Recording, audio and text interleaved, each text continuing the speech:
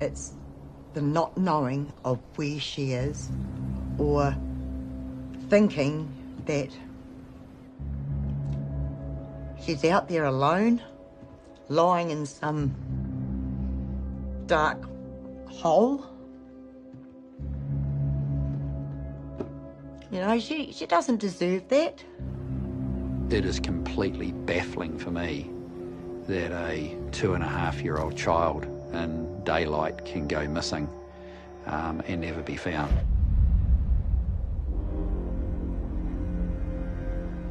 All I want is for us to get our girl back. 30 years after Lee Cruickshank disappeared without a trace, police believe it's never too late to solve a cold case. It's the only major unsolved case that I've got really hanging over me. Tragically, we still haven't got the answers that Nikki Cruickshank and her family want and need. Will new information following a recently posted $100,000 reward finally bring answers? I don't want to go into too many details, but there's a clear difference in the stories that they've told us. We've brought together a team to assess this new knowledge and review this haunting unsolved investigation. They'll use their skills and expertise to look at things with fresh eyes. I will never give up on this case. As long as there's breath in the organisation, this case will continue to be investigated. The day I die is the day that I'll stop looking.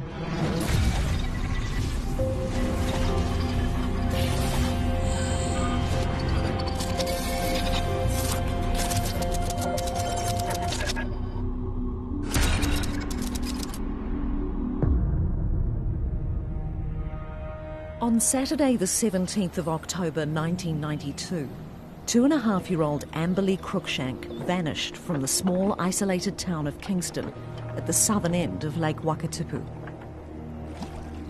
The day the toddler disappeared, her family was on the move. They'd purchased a house bus and left their Southland home. Life was pretty hectic.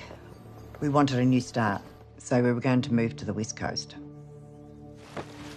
There was myself and my partner, Amber Lee, and our baby son, Danny. We also had our Staffordshire Bull Terrier with us, Ace. He was absolutely beautiful. He was sort of Amber's dog. So we left around mid-morning. We stopped in at Mosburn and got an ice cream. From there, we travelled through to Kingston, where my partner wanted to catch up with a mate of his. It was only going to be a quick stop and then carry on our merry way. Unfortunately, on the way there, the back window of the bus broke. Glass shattered everywhere, all over the bed, so there was no way that we could carry on our journey. A decision was made to park up for the night outside their friend's place on the lakefront.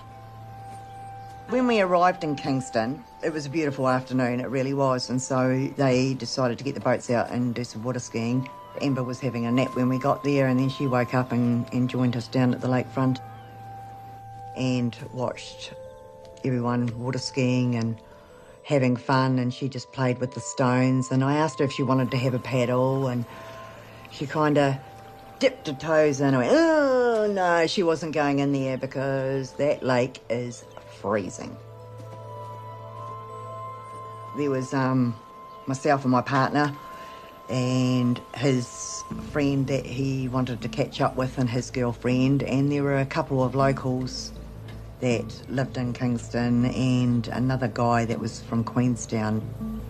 I was familiar with my partner's friend and girlfriend, but I didn't know the others that were there. It wasn't an organised get-together at all. People had just kind of drifted in. It was one of those impromptu get-togethers, if you like. She was asked if she wanted to go for a boat ride, and she was a little bit dubious about it, and, I said, I'll come with you. and she was quite happy to. So we went for a boat ride and she was absolutely ecstatic. She was laughing because I was getting sprayed with the water, and it was fun. It was fun, and it's a great memory to have because it's probably one of the last times that I got to spend with her was on the lake. Then when the sun went behind the hill, it cooled down relatively quick. So I went and got her changed and put some warmer clothes on her. In 1992, police confirmed the group finished a barbecue around 6:30 after water skiing and then drifted off and went their separate ways. Nicky's partner and his friend were fixing the bus window while the girlfriend cleaned up and Nicky was in the back garden.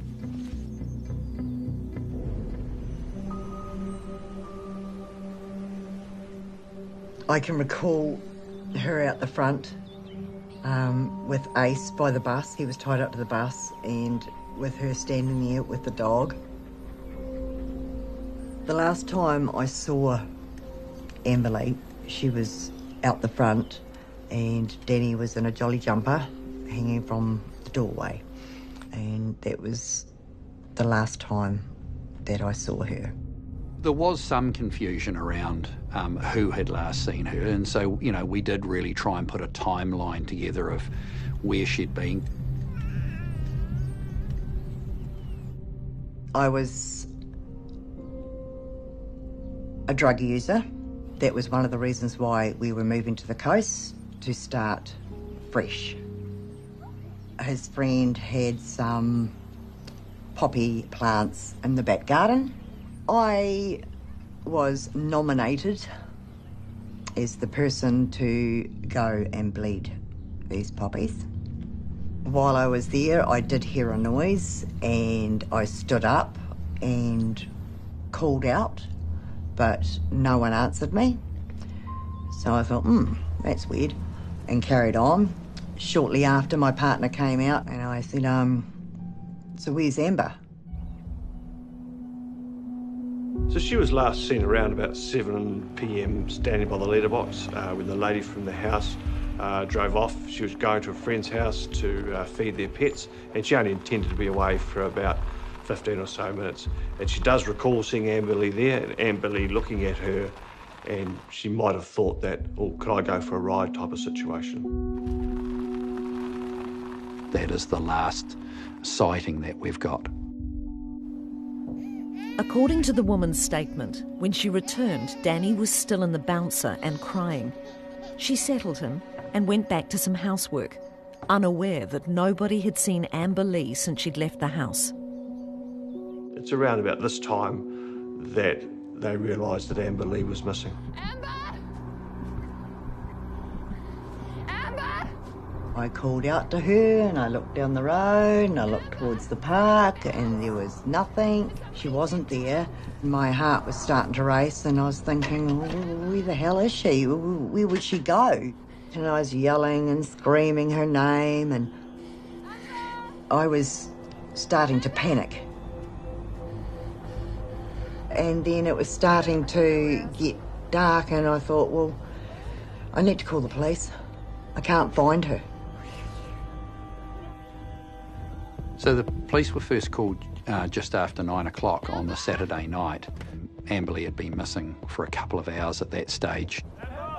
The police were notified at 12 minutes past 9 to be precise that evening, and they travelled down from Queenstown, which is about a 30-35 minute drive, but by the time the police got there, the search was well underway. Amber! Amberley! When the police arrived, they made us stay at the house. We weren't allowed to continue searching for her. They said to stay there in case anything turns up, that they would search through the night with some of the local residents. She had just literally disappeared. There's a reasonable amount of sort of scrub and bush not too far from the house where she went missing. Of course, there's the lake only a matter of metres away, and there was the stream at the far end of the foreshore. To the west there's the wharf, you know, so there's lots of natural hazards that, you know, could easily trip up a young child. I mean, I still remember that night and going, I could not believe that they didn't walk through the door with her. I never thought for 1 minute, 30 years down the track, I'd be sitting here today, still looking for answers. Locals and police searched through the night, and on Sunday morning an extensive land search and rescue operation was launched. They searched all day the Sunday and the same again on the Monday and called it off at 5 o'clock. Only to say, that's it. She's in the lake, presumed drowned. That was their scenario that they believed had happened. I stayed most of the day, but I was due to go to Wellington the following day. I was going to be away for a month, and so late in the day I contacted the relief detective who was coming up from Invercargill to look after that area, and just briefed him on what was going on. The official search was called off and Warwick was relocated to another job, but Nikki and her partner stayed in Kingston and kept looking. I just couldn't bring myself to leave. We'd been out on the boat, we had searched the shores, we'd scoured everything, and I mean we walked miles, looking every day, searching, hoping that we would find her. Months later, Nikki and her family also left Kingston, and Warwick returned from Wellington. I was actually surprised that there had been no resolution, and that really we were no further ahead than when I'd left a month ago. I keep asking myself, what happened that day? I just knew that there was something that wasn't right. Where could a 2.5-year-old go? You can't just go missing in a small town like that.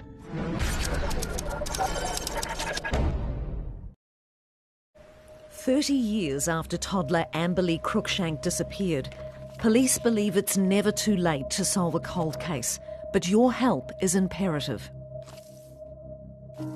When you've got an unsolved case, you really are looking to the public to be able to assist in that. In fact, you know, the public are our greatest source of information in solving any crime. We've brought together a group of detectives to spearhead a new review. Leading will be Detective Inspector Stu Harvey, who has extensive experience with homicide inquiries. The whole basis of this case is, you know, this is a real tragedy where a young girl's disappeared. Our job is to find out what's happened to her and trying to get some closure for her mother, who has been living this for almost 30 years now. Retired Detective Senior Sergeant Warwick Walker was the original lead detective on the case and arrived in Kingston the morning after Amber Lee went missing. When you're going through an investigation like this, it's a process of elimination. You've just got to make sure that you have discounted every logical possibility.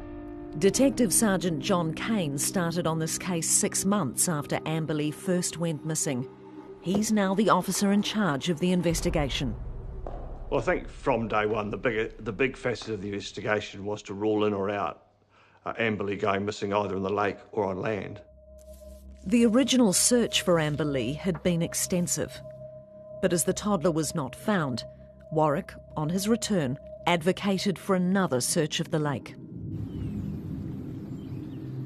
The initial search, particularly of the lake, had been done by local divers, just people who could scuba dive, went into the lake for us to have a search. However, I thought, knowing how the police dive squad works, very methodical pattern searches, that given that she hadn't been found, we just had to get them in so that we could be 100% confident that she wasn't in the lake. Senior Sergeant Bruce Adams had just started with the police dive squad and was part of the 5-person team who searched the lake back in November 1992. 4 investigators, 1 cold case. It's time for the Amber Lee review to begin. So, Bruce, what was the police dive squad able to do that the initial searchers weren't able to do? It's how we conduct our searches. We grid the area off and everyone's working shoulder to shoulder.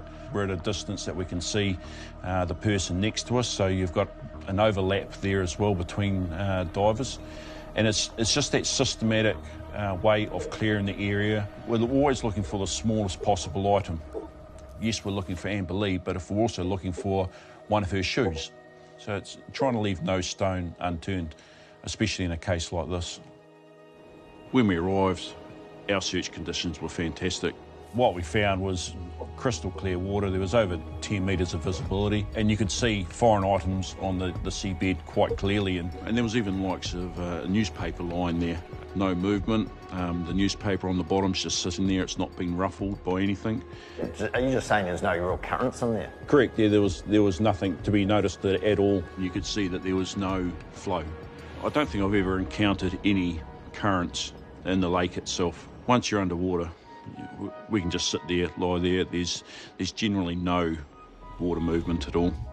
You've effectively covered 80 metres out all the way along that lakefront? Correct, yes. On the very west side, you've got the old Kingston Wharf, so we searched past that and then right along the whole lakefront to the very east of that bay. In your opinion, what is the likelihood that anything would have been any further out than that 80 metres? I think it's very remote. If she had fallen in the water and drowned and sunk under the surface, I would have expected to find her very close to the lake edge itself. Straight away, I think after the first dive, it was almost a unanimous discussion amongst our team that we didn't think that Amber Lee was in the lake. And if she was, she probably would have been found in that first 10 metres of the water's edge. So what you're saying is that if she was to wander off and she'd drowned after going to the water, she would have been found within about 10 metres of the shore, you think? I think so, yes. She was clothed as well, so there's added weight to, again, help her sink below. But certainly without any water movement to move her, once she was on the seabed, she would just stay there. Well, you've already gone 8 times further out than what your experience tells us, that she would have been found within 10 metres, and you've gone out 80 or more. But what about the stream feeding the lake? I think it's called the Kingston Creek, had been running a bit more swiftly than that. Had she tripped or stepped into it, she could have been washed into the lake. Is it possible that she could have been pushed, further than the 20 or 30 metres out? So we laid a search line out from there, and that was about 150, if not 200 metres out from the shore, following that line from that stream. But there was certainly no push. The dive squad returned to Kingston 6 months later. This time the search also included long drops and water tanks. Again, nothing was found. I believe if Amber Lee had gone into the lake, along that beachfront, even if she'd gone off the wharf, I believe we would have found Amber Lee during those searches. I don't believe that she's walked into that lake and drowned. I don't believe she's in the lake. No, she's not in the lake. Agreed. That's not to say, if there's been foul play and she's been put in the lake somewhere else and weighed down, what I'm saying is I'm 100% confident that she didn't fall in the lake and drown. I honestly never believed for 1 minute that she went into that lake. And if she did go into that lake, it's because someone put her there. What about the township and the area around the township? Can you sort of let us know what the extent of that was? On the night she went missing, that was just really family and a few people in the surrounding houses. The big ramp up was the following day when Land Search and Rescue came down and set up. There were probably, 30 or 40 locals there. There was a real high energy amongst those people, that we're going to find this little girl. They were then working from the lakefront back inland. Just people side by side, just methodically working their way through. There were people under houses with torches. There were, pulling tarpaulins off wood piles, getting down and behind them, opening caravans, talking to the locals about, known wells or long drop toilets that, that were still around. If you haven't found her when you've gone 100 metres and you go 200 metres, you still haven't found her. They just kept on going and going and going, because, you want to find her. A second extensive land search was also conducted 6 months later. When we went back for the second search, any of the properties that weren't occupied at the time and we couldn't find owners to that were locked, we did use a locksmith to actually unlock those and to go in and do thorough searches of those properties. Somebody might have taken her there and left her body there.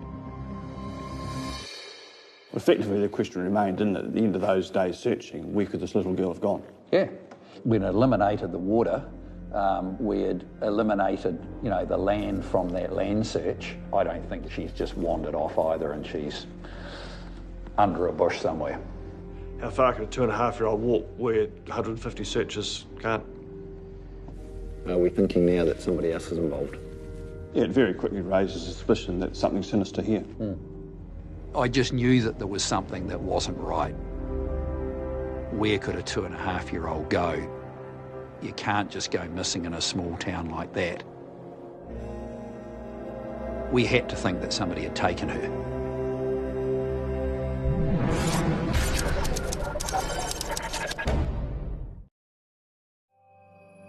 Three decades on, detectives are more determined than ever to resolve the disappearance of 2.5-year-old Amber Lee Cruickshank, who went missing on October the 17th, 1992. It's incredibly important to us that we get some answers for Lee Cruickshank. There's been a lot of work done over the years, but the sole desire by us is to give her some closure on what's happened to her daughter. To think that someone could have done something to her, I mean, she was 2.5. Police believe it is unlikely Amber Lee wandered off on her own accord and instead suspect foul play. Well, statistically here in New Zealand, if people are injured or killed, it's normally by somebody who's very close to them. So you always look very close first. The team are now turning their attention to the group Amber Lee spent the day with. Including children, there were about 9 people there. We really concentrated in on them, interviewing them as to, what they'd seen, what they were doing. I guess you've got to have a look at something's happened to her at the address, perhaps with the people who were there. Is there any logical reason why, if something had happened to Amber Lee, what possible reason would they have for covering that up? Had there been an accident? They just weren't a close-knit group of people. They were sort of people thrown together on the day, really, and some were known to others, but they weren't all known to each other. So they weren't a tight-knit group of people that are going to cover for one another. For decades. No. I mean, we were all suspects. I was a suspect. My partner was a suspect. We were interviewed for hours and hours and hours. I was given 20 minutes from Queenstown to Kingston to come clean of having anything to do with my daughter's disappearance. The occupants of the house were known to the police. We weren't talking sophisticated criminals. We were just saying, they had been known to us in the past. When you get to know the people, as you do on these inquiries, you start to get a sense for, are these people trying to cover up some criminality on their part? And that was never a sense that you got from Nikki, her partner, or the 2 people that were living there. I don't believe those people that we were staying with had anything to do with it. The others, however, I have no idea. Once we had eliminated Nikki and her partner and the 2 people who lived at the address, you're then starting to look at the other people who ended up at the barbecue. So you're starting to expand out from there. Was there anybody else around that section or around the house at that time? Was there any other people that were around that might have seen her? Well, there is another resident of Kingston who has told police that he saw her. So that was one of the people who had been at the barbecue earlier and been involved in the water skiing and out on the boat. So the group of people that are at the barbecue, they really are the key people in this investigation. They've been interviewed a number of times, and there are some inconsistencies in stories.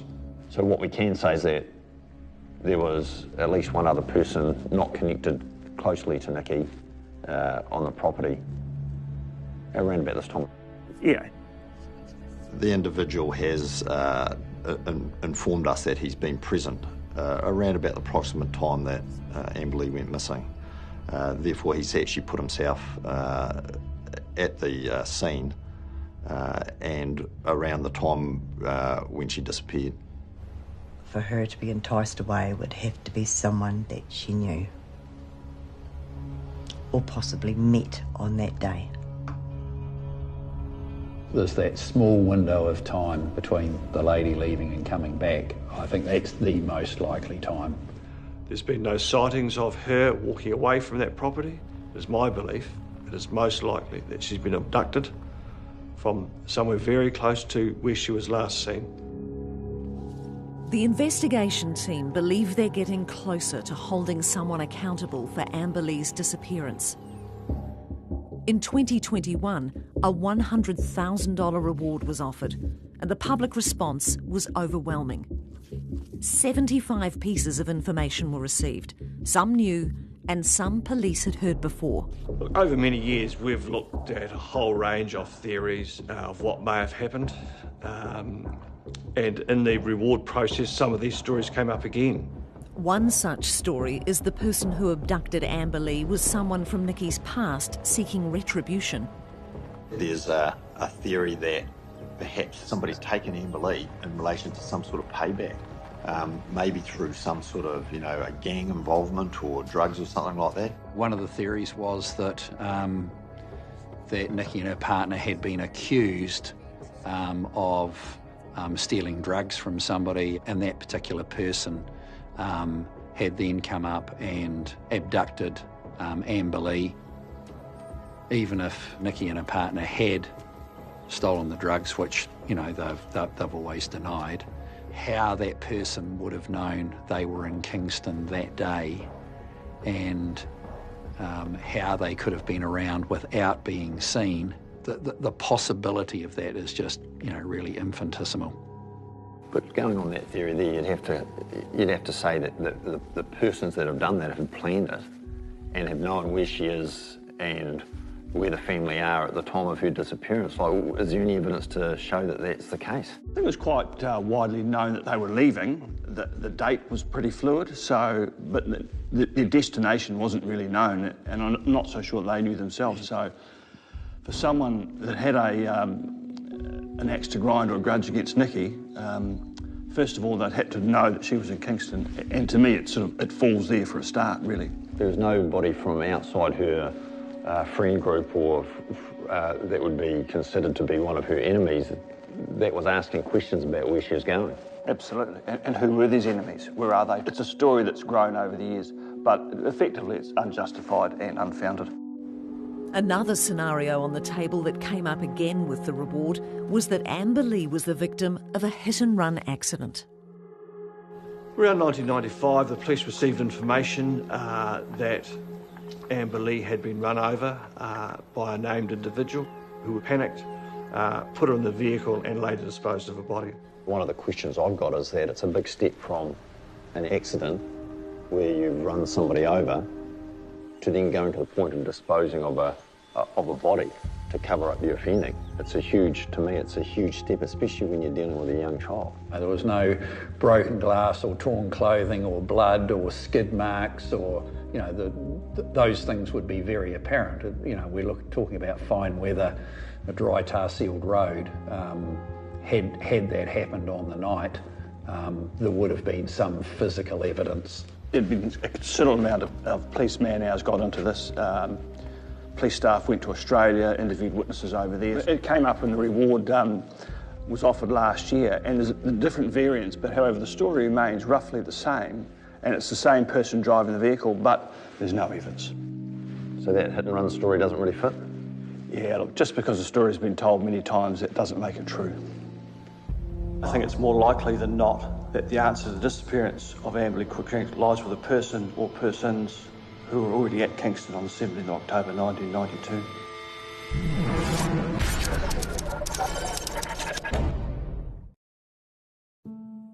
In the 30 years since 2.5-year-old Lee Cruickshank disappeared, there have been many theories as to what happened.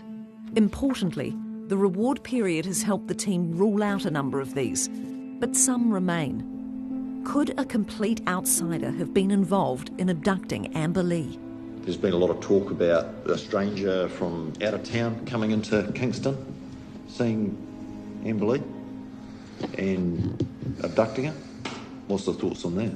You can't 100% rule that out as a possibility. If somebody's driven past at that very point in time and have had that nature to stop and pick up the child perhaps and put them in a vehicle and drive away.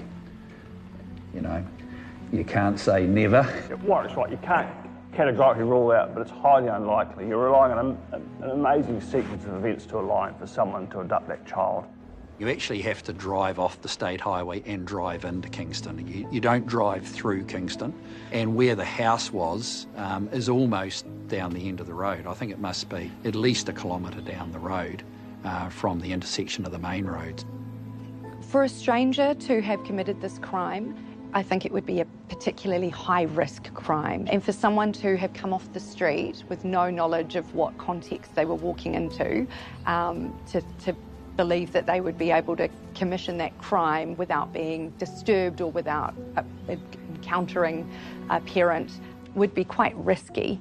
You really are relying on a lot of things to come together. I mean, you got to rely on someone who'd turned their mind to abducting a child, happened to be at Kingston or travel into Kingston. None of the locals who were spoken to talked of seeing any strange vehicles, driving up and down the main road. Typically, offenders will offend in areas that are quite familiar to them. Child abduction crimes often happen within a sort of 1 to 2 kilometre radius, and typically less than 5 kilometres from the person's location of residence. So in this instance, it may seem more likely that the person that has done this is somehow connected to the family, connected to Lee, or has some knowledge of Lee.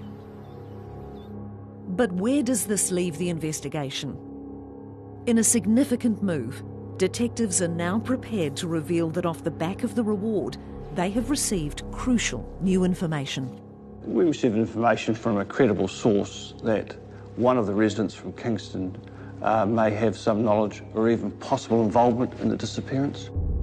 So, John, how much can we rely on this credible information that's coming? It was really quite beneficial to the investigation and it did move it forward. While police are unable to divulge specifics of this information, they can say it is previously unknown comments to having involvement in Lee's disappearance. And it turns their focus back to the group of people at the barbecue who were close to her on the day she went missing. We're talking about the person of interest who has given varying stories? Yes, given various accounts. I think the main point is, did he see Lee around the letterbox, or did he not see her? You know, where did he last see her? Well, the person of interest that we're talking about made statements. In his first statement, he stated that he didn't see Lee when he arrived at the address. In his second statement, he talked about seeing her playing with the dog at the front of the bus. Clearly, we can't have it both ways. Yeah, there's been a variation of stories of what he saw, yep. And there are some significant differences. And that's in regard to whether he said that he saw her or didn't see her? Yeah, correct. Well, it can't be both. No, both explanations can't be right. Now, that doesn't mean to say that he's responsible for Lee's abduction, but it certainly creates a situation where we need to dig further into those statements to ascertain exactly what is the truth of what he saw and what happened when he arrived at the address. The team is at a critical stage of the investigation. Can more be gleaned from the newly revealed comments about involvement in Amber Lee's disappearance? And does it connect to previous information?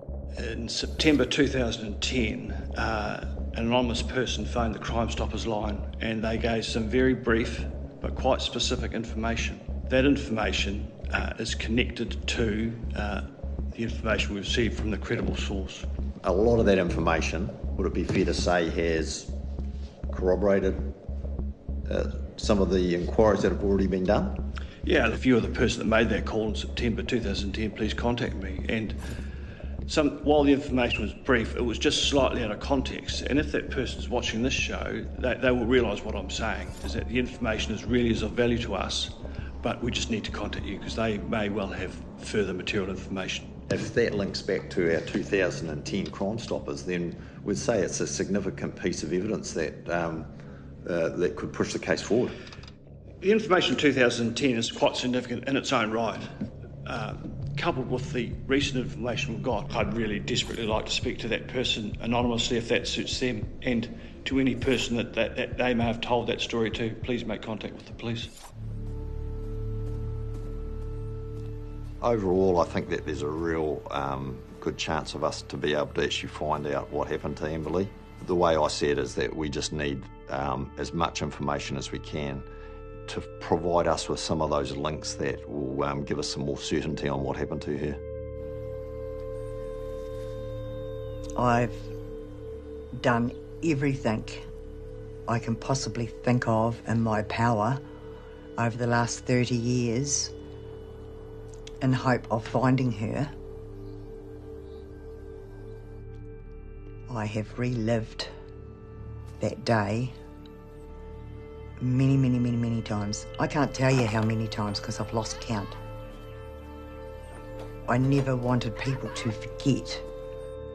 I wanted it out there in the public eye because I believe that someone knows something.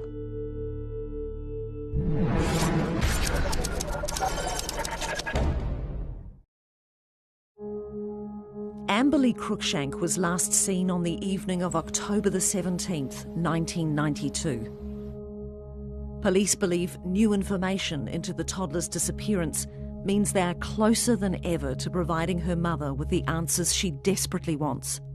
Nikki Cruickshank's been dealing with this for almost 30 years. Every day she wakes up, wonders what's happened to her daughter. We'll never give up on trying to find out exactly what happened to her. I'm hoping, against all odds, that we get closure, that we can bring her home. You know, I just want an end to this. Throughout this long investigation, police have worked closely with Nikki to help solve this cold case. She has just been relentless and consistent in, trying to seek the truth of, what's happened to her daughter. You've got to admire that determination still after 30 years. Where's my baby? Where's my daughter? I want to bring her home. She'd be one of the most bravest, courageous person I've ever met. And, we, the police, just want to give her the answers that she needs and deserves. And that's for her and her family also. There's a lot of talk about Amber Lee still being alive. And somewhere in New Zealand living, having been abducted and taken into a family type stuff. There's always a possibility that Amber Lee Cruickshank is alive. However, in my view, it is highly unlikely, and I believe she's been the victim of an abduction. There is no body, so I've still got a glimmer of hope that she could very well be alive, out there. Nikki has followed a lot of false leads and false hopes over the years. A girl contacted me and told me she knew what had happened to Amber Lee. Sent me a photo of her getting married. It turns out this girl was unwell. I have been dealing with a young lady overseas who is 100% adamant she is my daughter. I have received many emails from her explaining how this was orchestrated that I wasn't to blame, that there's corrupt police and hierarchy involved. I mean, it all sounds a bit far-fetched. So far, none of these claims have had any substance, and police can confirm there's no match on their system to Amber Lee's DNA profile. So that's the data bank that holds the DNA of numerous people in New Zealand? Yeah, that's correct, yep. And you can say with confidence that she's not on that? Her DNA is not on the DNA profile data bank. Police have now excluded a number of theories to explain Amber Lee's disappearance and have narrowed their investigation to a person close to her on the 17th. I don't think we want to get tied up into the, to a view that whoever's done this has had a malicious or sinister intent. It's either come down to somebody has deliberately killed her, or there's been that, some misadventure that's ended up in her dying. If that is the case, then you'd have to think that if Amber Lee's body was buried, it's well outside the parameters of what the first and second search has been. The most likely scenario that she's been taken away from that area and her body hidden. She would have had to have been really taken away that night if she was alive out of the Kingston area, because that following day, that whole township was very thoroughly searched. If the person out there is watching this, I just care about bringing her home, and I just wish that they would have a heart and tell us where she is. I still believe that that somebody out there has information which is directly related to Amber Lee's abduction, and they might not understand the importance of that information that they have. Please come forward, at least tell us if you know where her body is, and if not, who was responsible. When I think of Amber Lee, I think of her blonde hair, blue eyes, her rosy red cheeks that she always had, and her cute, cheesy smile. But I'll just never forget how she looked before she disappeared.